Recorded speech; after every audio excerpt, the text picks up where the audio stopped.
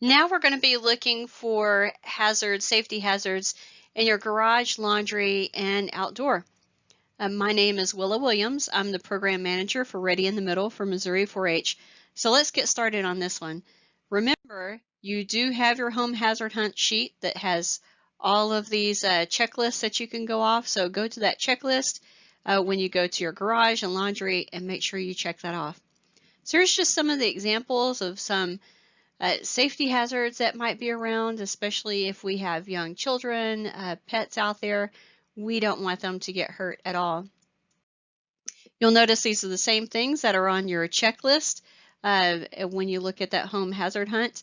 So we might just go over a few of these. Of course, we talked about bleaches before, anything that's flammable.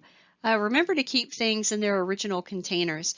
You know, especially you might not remember it's there, but we don't want anything to be in any container, especially if it looks like we can drink out of it. So using an old juice container or something else, those are the same containers that we drink juice out of, and so people can get confused thinking, well, you know, maybe this is something that we can drink. Or that it's just something safe. It's not something that's flammable or can really hurt us like bleach or something if ingested. So, you know, just keep all your gardening products put up and safe away from the kids. When we talked about storing things underneath the kitchen cabinets, the bathroom cabinets, cleaning supplies, I always think about this a whole lot.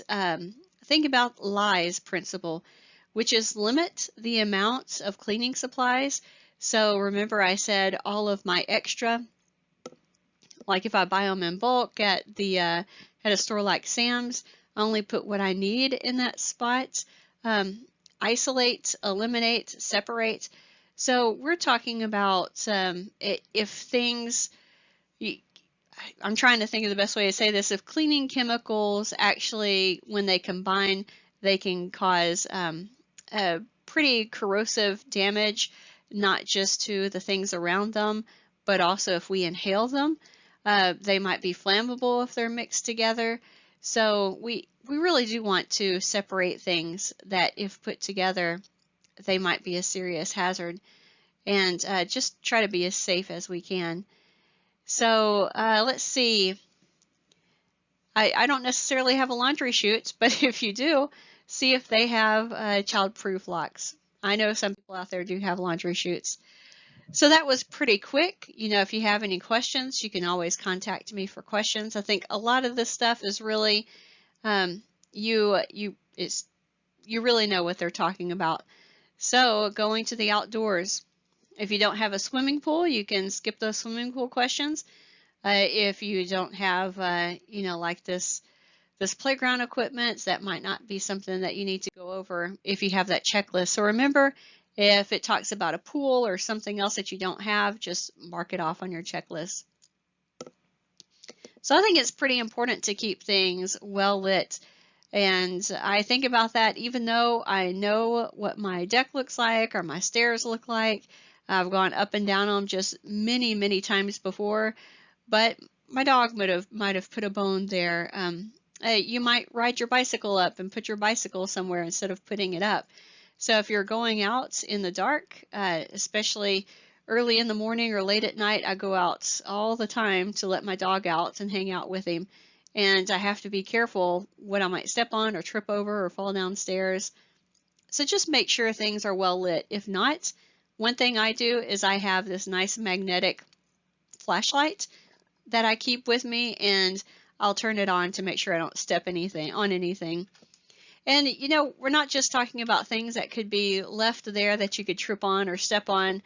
I remember I was taking my trash cans out and almost stepped on the biggest, big. I've never seen an earthworm that big before, but it was huge. It wouldn't have hurt me, but I wouldn't have wanted to step on it. And I thought, goodness, what if that had been a snake or something else that I didn't see because I was just walking down my driveway, not paying attention. So just make sure things are well lit. If not, keep a flashlight along with you. Make sure everything is safe, especially if you have a pool. Look into the pool safety with that. we don't want young kids to fall into a pool and there's a drowning hazard. So just be as safe as you can with some of those outdoor experiences. And there's a lot more things that you can look that can be a safety hazard outdoors. Just talk about that. We can go over it when we meet together on our Zoom and say, hey, we also looked into this. This could have been a safety hazard. So yeah, those are great things to talk about. But remember, my email address is there in the 4-H Online module. You can always email me up. We can add things to this slideshow if we want to for future students to go through it.